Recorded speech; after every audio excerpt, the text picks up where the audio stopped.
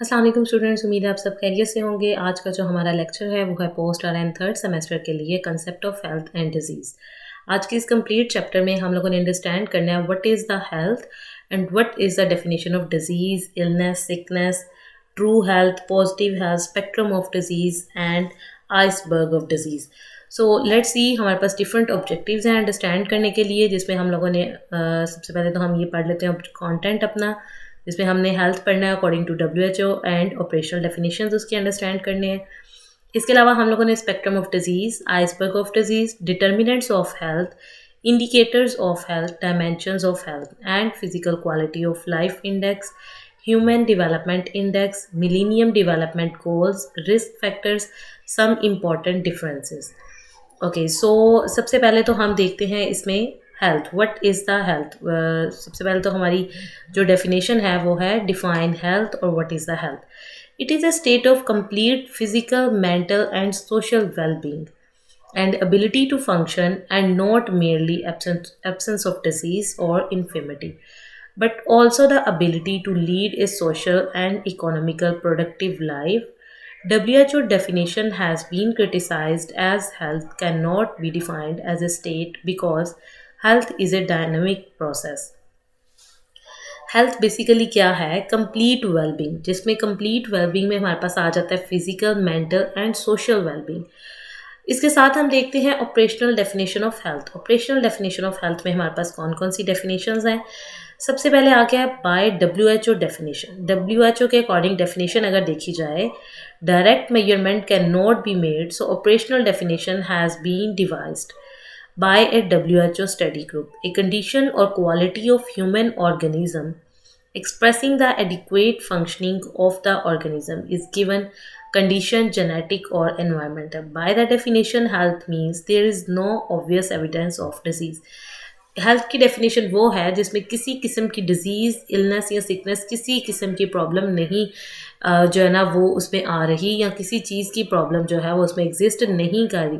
So this is called a health, जिसमें सबसे पहले उसने कहा है there is no obvious evidence of disease. Several organs of body are functioning adequately, मतलब कि जो बॉडी के ऑर्गन्स हैं वो अपना फंक्शन बिल्कुल एक्यूरेटली परफॉर्म कर रहे हैं, तो it's mean there is no absence of disease. यहाँ मतलब यहाँ पे किसी किस्म की डिजीज़ नहीं है। इसके साथ हम आगे देखते हैं operational definition help us to. Operational definition में हमारे पास क्या आ जाता है? Identify disease, we can measure how many people are suffering from disease. Operational definition में हमारे पास ये आ जाता है, सबसे पहले तो हम डिजीज़ को आइडेंटिफाई करेंगे। आइडेंटिफाई करने के बाद हम मेजर करेंगे कि उसमें से कितने लोग, कितने पर्सन्स, पीपल्स जो हैं वो उसमें सफ़र कर रहे हैं। We can distinguish health from disease once. जब हम देख लेंगे हेल्थ और डिजीज़ का कंप्लीट डिफरेंस, फिर हम इससे आगे जो है वो हम अंडरस्टैंड कर सकते हैं। किसी भी जगह पे जब हम लोग किसी भी कम्युनिटी में जब हम विज़िट करते हैं, तब अगर हमें वहाँ पे अच्छे से हेल्थ और डिजीज़ के डिफरेंस को पता होगा, देन वी कैन जो है ना हम लोग जो अपना ईजीली अपना data, we can collect data more easily. अब उसके बाद देखते हैं infirmity. It means weakness and feebleness. It means weakness, feebleness basically क्या होता है? State of being very weak. अच्छा, अब क्या है कि डिफरेंट चीज़ें हैं। सबसे पहले हमने पढ़ा हेल्थ, अब हम देख रहे हैं कि उसमें ऑपरेशनल डेफिनेशंस में कौन कौन सी चीज़ें आ रही हैं।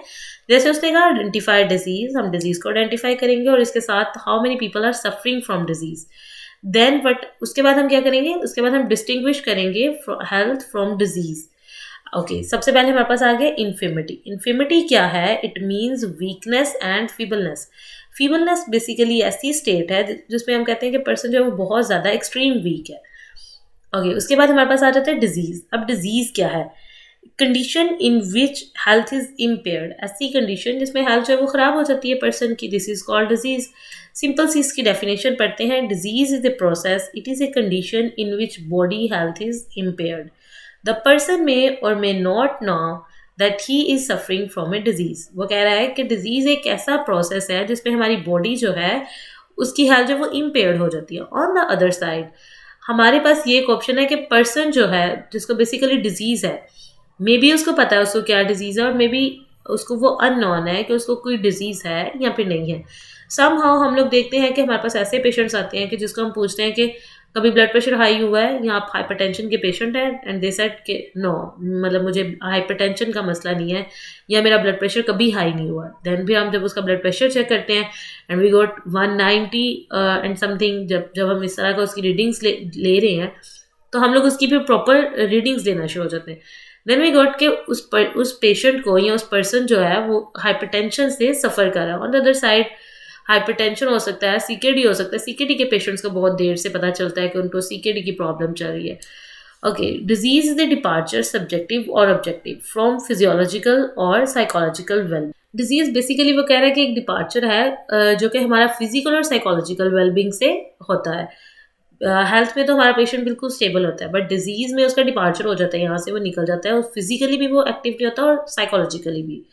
सब्जेक्टिव में हम देखते हैं बेसिकली क्या होते हैं, जो उसके सिम्टम्स होते हैं, that is a symptoms manifest, that is a symptoms. Objective में हम देखते हैं what we list, that is signs, जो हम साइंस उसके नोट कर रहे होते हैं। जैसे हम लोग बना रहे होते हैं नर्सिंग केयर प्लान, हम साइन एंड सिम्टम्स पेशेंट के देखते हैं।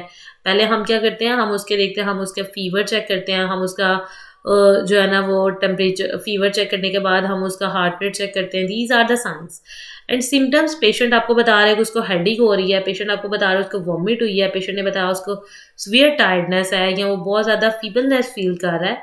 सो these are the subjective. Okay, इसके साथ चलते हैं illness. What is the illness? Illness basically it is a phenomena, it is a phenomenon, it is a subjective state in which the equilibrium between body and its function is so disturbed that man is aware of his state of being unwell. Illness basically वो ये condition बता रहे हैं कि जिसमें हमारा person जो है, हमारा पेशेंट जो है, वो अवेयर होता है कि उसको ये प्रॉब्लम चल रही है। लाइक वो अगर उसको हम माइग्रेन हम देख लेते हैं, मिग्रेन में पेशेंट को पेन हो रही होती है, so this is a illness. वो बता रहा है कि मुझे राइट साइड पे स्वेयर पेन है, maybe you can score at 7 और 6, तो वो हमें बता रहा है उसको स्वेयर पेन है। ऑन द अदर साइड अगर पेशेंट को इन्फ्लेमेशन हुई है किसी जगह पे, तो वो भी हमें बता रहा है कि मुझे इस जगह पे बहुत पेन है। देन वी चेक और हमने असेस किया कि यहाँ पे इन्फ्लेमेशन है, तो दिस इज कॉल्ड इलनेस, कि जिसमें हमारा पेशेंट अनवेल है और वो अवेयर है इस चीज से। Sickness, sickness is a state of social dysfunction that is role that the individual assumes when ill sickness role. Sickness basically ऐसी प्रॉब्लम है कि जिसमें हम सोशली जो है ना वो डिसफंक्शन हो जाते हैं। like we are feel a little discomfort और like sometime ऐसा होता है कि हम जो है ना environment से discomfort हुए होते हैं, just we want just rest, और हम ये चाहते हैं कि light off कर दें, सुकून से बैठें, rest करें, अच्छा मील लें, या फिर समटाइम ऐसा होता है कि हम जो है ना वो कंफर्ट जोन जो है हमारा वो ख़राब हुआ होता है। So this is a part of his sickness. What is true health? अब ट्रू हेल्थ क्या है? An individual who is enjoying health in all the physical, mental and social planes is called true. True health वो कह रहा है कि जब एक पर्सन जो है वो अपनी हेल्थ को कम्प्लीटली इंजॉय कर रहा है, फिजिकली भी वो बिल्कुल फिट है, मेंटली बिल्कुल फिट है, और सोशल प्लान्स उसके अच्छे से बन रहे हैं, वो आउटिंग्स पे जा रहा है, उसको प्रॉब्लम नहीं हो रही है किसी से मिलने में, तो this is called true health. अब इसके साथ देखते हैं positive health. What is a positive health? Positive health preferred functioning of body and mind. Positive health में यह है कि परफेक्ट फंक्शनिंग हो रही है हमारे बॉडी और माइंड की, this is called positive health. What is the spectrum of disease? Spectrum of disease basically क्या है? Illness that ranges from mild to severe और fatal disease process and ends either in recovery, disability और death। अब basically वो कह रहे हैं कि स्पेक्ट्रम ऑफ डिजीज क्या है, कि ये वो रेंजेस हैं जो हमारे वो सिम्टम्स जो माइल्ड से मॉडरेट पे जा रहे हैं या सीवियर पे जा रहे हैं और देन क्रिटिकल कंडीशंस में जा रहे हैं। इसकी मोस्ट एग्जांपल जो उन्होंने दिया वो है लेप्रोसी, और हम और भी बहुत से सिम्टम्स में देख सकते हैं, इन्फेक्शन की कंडीशन देख सकते हैं, CRP से हम आइडेंटिफाई कर सकते हैं what is the spectrum of disease. Like अगर हम किसी के आज जो है ना, आज हमने पेशेंट के CRP करवाए हैं और फिर हमने नेक्स्ट डे करवाया और फिर नेक्स्ट डे, और उन तीनों में जो डिफरेंस नज़र आ रहा है, लाइक शुरू में जब करवाए थे तो वो बहुत माइल्ड थे, देन वो इसी तरह आगे बढ़ते गए और अभी वो बहुत क्रिटिकल कंडीशन में चले गए हुए हैं, ठीक है। So this is called a spectrum of disease. What is the iceberg of disease? Iceberg basically an other condition of spectrum of disease gives an idea. Iceberg of disease क्या है? Gives an idea of the progress of a disease from its subclinical stages to apparent disease state. सब clinical disease से लेके इसकी भी same condition है कि सब क्लिनिकल स्टेज से लेके जो अपेरेंट डिजीज तक हम पहुंचते हैं, this is called a iceberg of disease. जैसे हम लोग पेशेंट के, जब हम लोगों ने चेक करना है सीकेडी का, हमारे पास पेशेंट आया, सबसे पहले हमने आरएफटीज करवा लिए, उसके साथ हम लोगों ने पहले दिन आरएफटीज करवाया, नेक्स्ट डे हम फिर आरएफटीज करवाए। मोस्टली हॉस्पिटल्स में ऐसा होता है कि डेली बेसिस पे आपकी जो है ना लैब्स वो असेस की जाती हैं या चेक की जाती हैं। तो वो आइसबर्ग ऑफ डिजीज में हमें फिर ऐसा ऐसा पता चलता है, अच्छा इसकी तब भी क्रिएटिनिन हाई है, इनका यूरिया इतना आ रहा है, ओके। समटाइम ऐसा होता है कि उसने फ्लूइड इनटेक कम किया हुआ है, या समटाइम ऐसा होता है कि पेशेंट को यूरिन कम आ रहा है, तो मे बी इस वजह से। समटाइम हम ये अंडरस्टैंड करते हैं कि शायद कोई स्टोन्स आ गए हैं, उसको यूरिन नहीं सही से आ रहा, तो शायद इस वजह से उसका यूरिया क्रिएटिनिन बढ़ गया।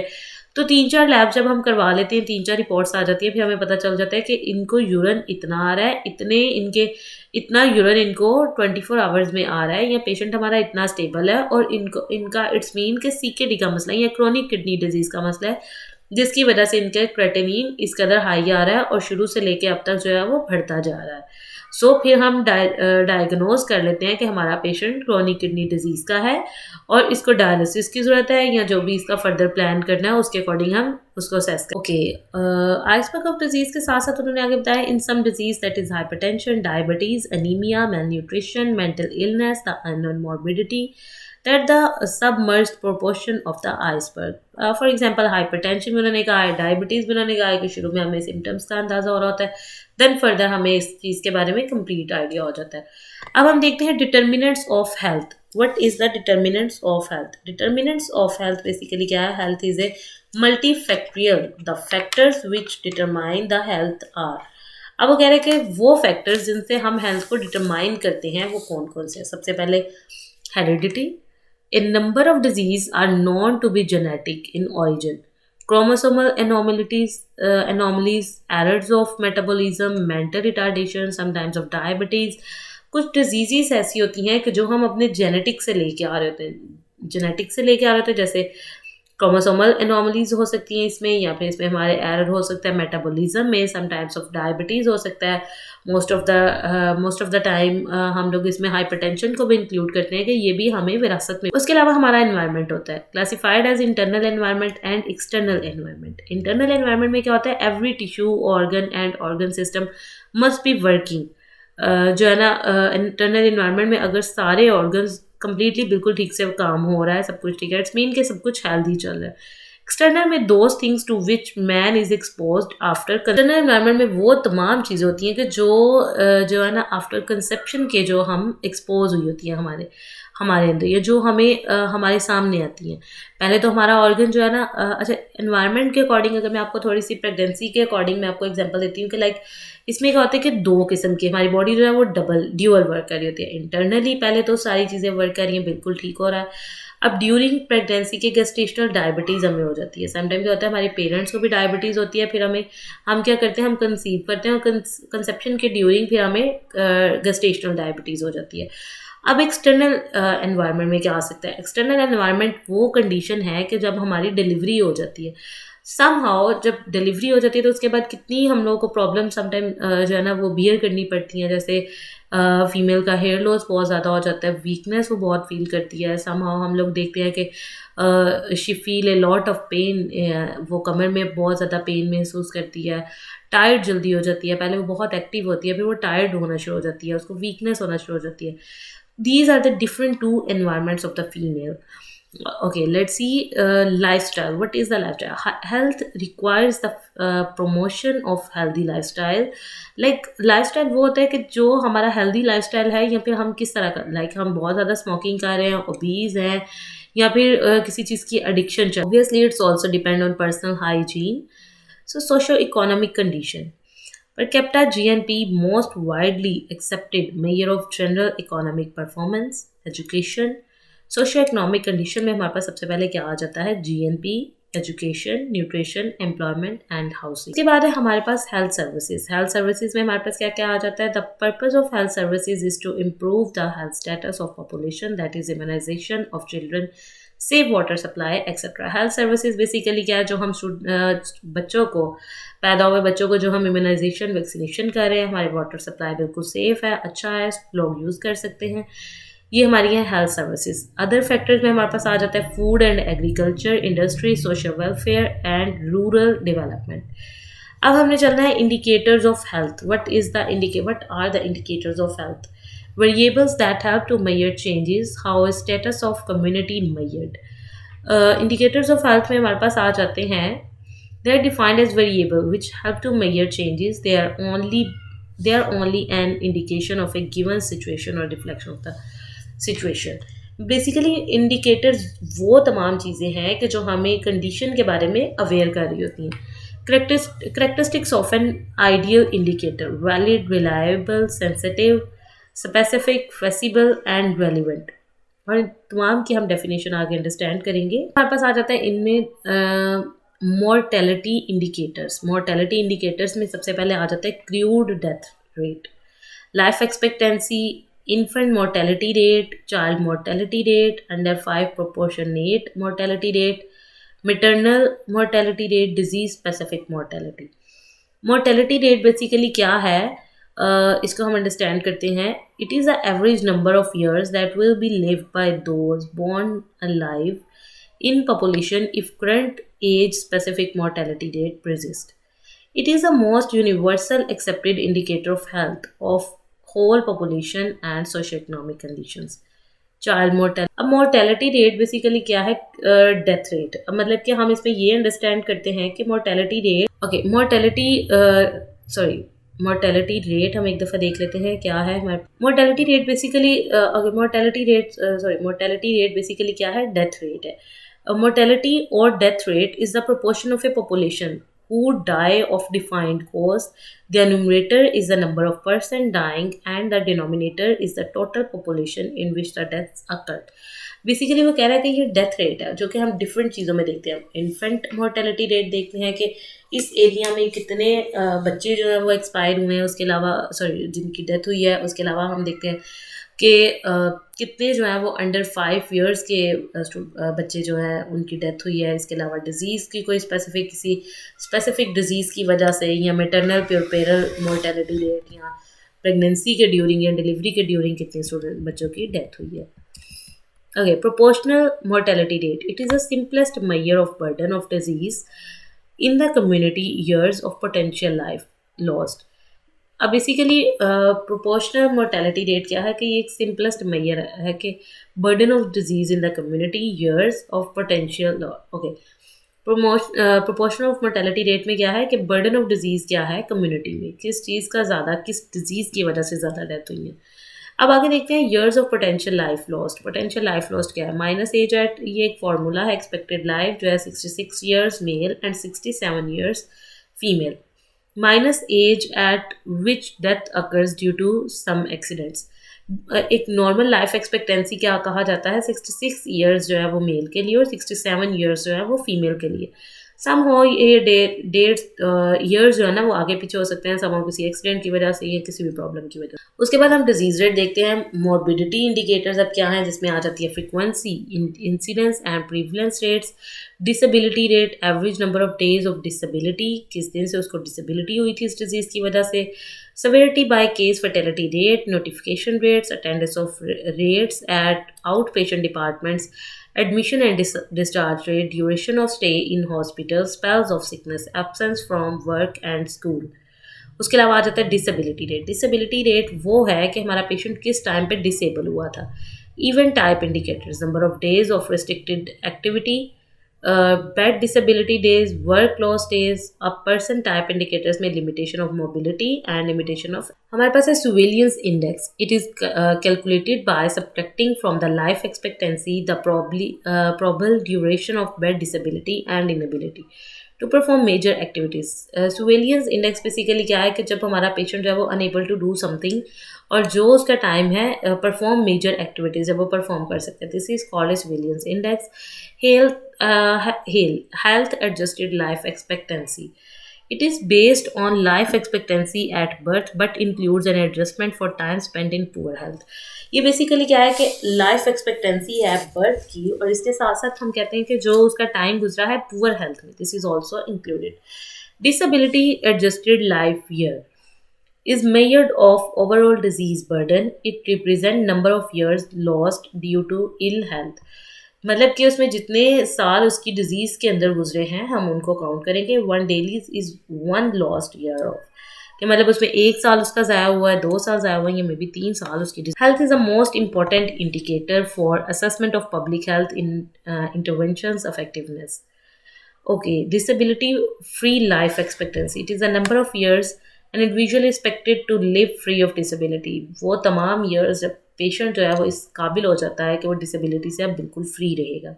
Nutritional status indicators, anthropometric measurements, heights, prevalence of low birth weight babies less than 2.5 kg. उसके अलावा आ जाता है health care delivery indicators. Health care जिसमें कौन कौन से डिलीवरी इंडिकेटर्स हैं, doctor, nurses, population, bed ratio क्या है, ये ट्रेंड बर्थ अटेंडेंट्स हमारे पास कितने हैं. यूटिलाइजेशन रेट में हमारे पास आ जाता है extent of use of health services, proportion of infants who are fully immunized against 9 EPI disease, percentage of the population using the various method of family planning. Bed occupancy rate, it is the proportion of beds which are filled during the specific period. Indicators of social and mental health जिसमें आ जाता है suicide, homicide, RTAs, smoking and juvenile delinquency. RTAs कोई भी road accidents इसमें आ जाते हैं. Juvenile डेलिक्वेंसी किसी किस्म की जो उन्होंने लाइक किसी के पीछे लग के कोई चोरी की या कोई जो उन्होंने खून रेजी की, these are the type of juvenile delinquency. Okay, environmental indicators में हमारे पास आ जाता है air pollutions, radiations, noise, solid waste. Health policy indicators में हमारे पास आ जाता है allocation of adequate resources. It is a single most important indicators of a political commitment. Proportion of GDP spent on health services, WHO at least 5% expenditure of each country. GOP should be spent on basically health policy indicators वो हैं कि basically जितने भी हमारे resources हैं how much they spend on health.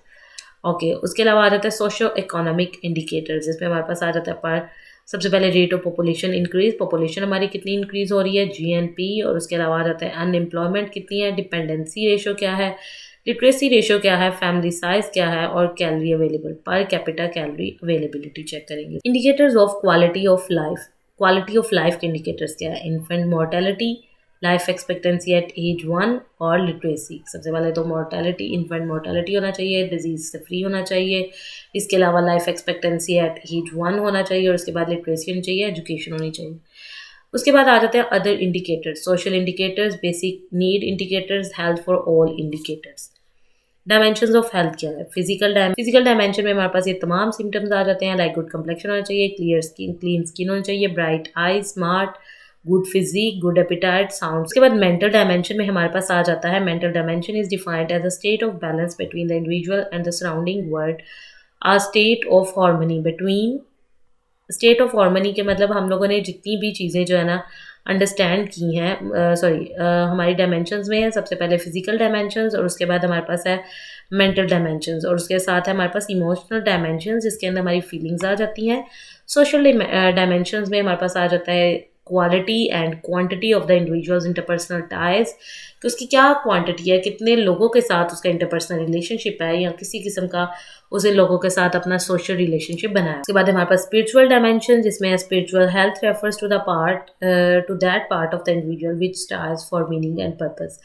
वो area, वो life का हिस्सा जिसमें हम अपनी ज़िंदगी का पर्पस अंडरस्टैंड करते हैं. Okay, then have vocational dimension. It is a part of human existence when work is fully adopted of human goals, capacities, limitations, when work often plays a role in promoting both physical and mental health. Others में अगर हम लोग देखें, others में हमारे पास आ जाते हैं physiological dimensions, और इसके साथ हमारे पास आ जाते हैं socio economic dimensions, और इसके साथ environmental dimensions, educational dimensions and nutritional dimensions, और लास्ट पे हमारे पास preventive dimension, और इसके साथ है physical quality of life index.